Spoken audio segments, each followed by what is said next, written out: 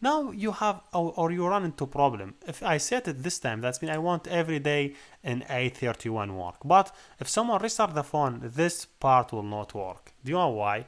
Because this is how Android work, how services work in Android. He will clear all the alert and no one stay. So to fix this problem, it's really easy. You just make your application loading the alarm or setting the alarm whenever the phone started. So if you see this is the phone, if you shut down the phone, there's some broadcast even happen for shutdown. And if you restart the phone, there is some broadcast even happen when the restart. So I would say, okay, let me listen for the event that happened when someone restart the phone. So when someone restart the phone, I want to listen. So if you see, I have some code here for listening for boot camp. That's this line mean permission.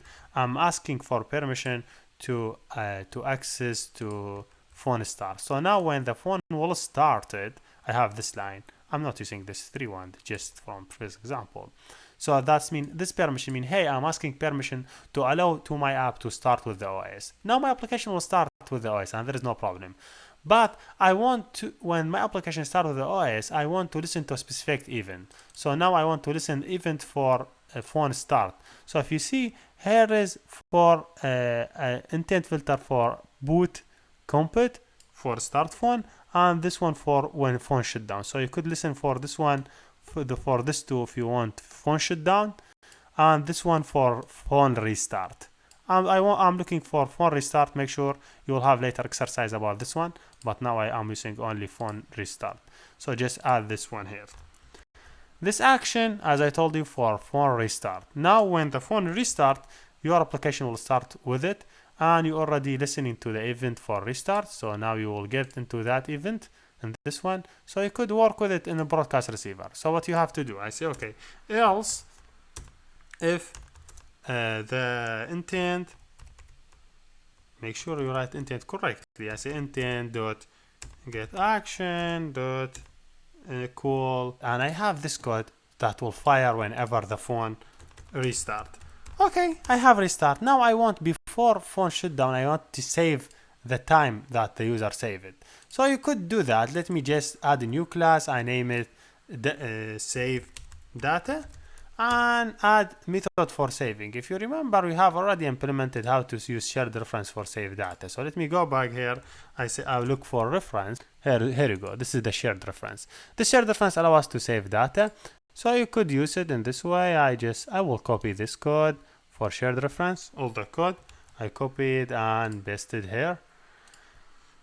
If you see, this shared reference is really easy to work. It first have constructor and using shared reference as instance, and it take context as input.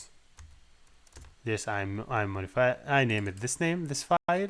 So saving, it should be our this one, and this one should be minute. I would save the minute here and take this one as a minute. So I'm saving hour and minute. So for sure when I want to load them, I will take integer. Make sure this one is correct. So that is changing. So minute equal minute reference dot get init, because I'm taking integer, because I'm saving already integer. So get a minute, give it 0 if there is no minute set down. And same thing for time. I just let me take something for hour. So this is for hour. I just taking integer for hour. There is no hour signal. Make sure this method I will change it void because I no longer read it. So yes, this is one. So I want to save the data. To save, how I save the data first. When the user select time, I go here. I say okay. When he said there are, let me save data. Save data. So I will say save equal a new instance of this one. I'm saving. Then I say dot save. I hope save will work. It take two things, hour and it will take minute. I'm sending both of them for this one for save data. Now when I hope this one work. Yes, this one for save data. Make sure everything yes, because save data is string. So make sure here this one change it to integer and integer. So you'll save data. Now I have saving data, and I know how to save data. Make sure this one put integer, and this one should be also put integer, because I'm saving integer, I'm getting integer. So put integer. Okay, here you go. Now I'm saving. So yes, here you go. I understand how to save this data as a data in time. And now I want to load them. So if you go here, what happened broadcast here, this happened broadcast. First of all, I do this one. Then if you see, I don't have this now. I have context because I'm from a class as we said. Then I say save data dot load, because I'm loading data. So I say okay, load. I hope load data will work. Load. So okay, he will call load.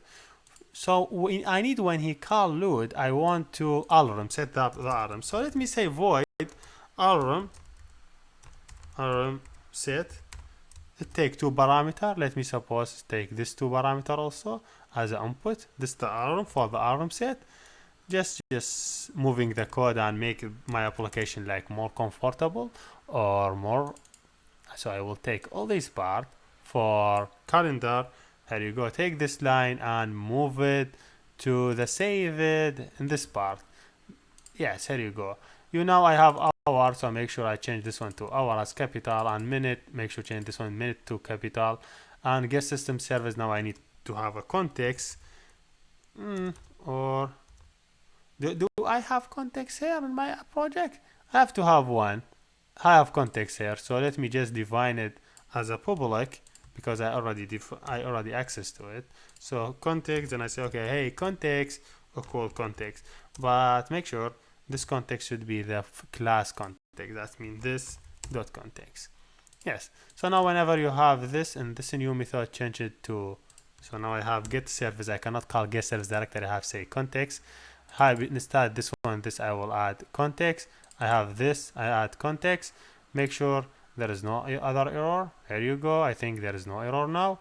Yes. Now I want to save set alarm. So it's really easy. Just here before you saving, just save data dot alarm set. The alarm will take an hour and take minute.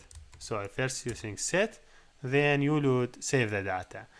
So now we go here in the my receiver and you do same operation. So when you load, after you load the data, just do not from here, from the load. So you say okay, you load it, then hey, when you load it, send it.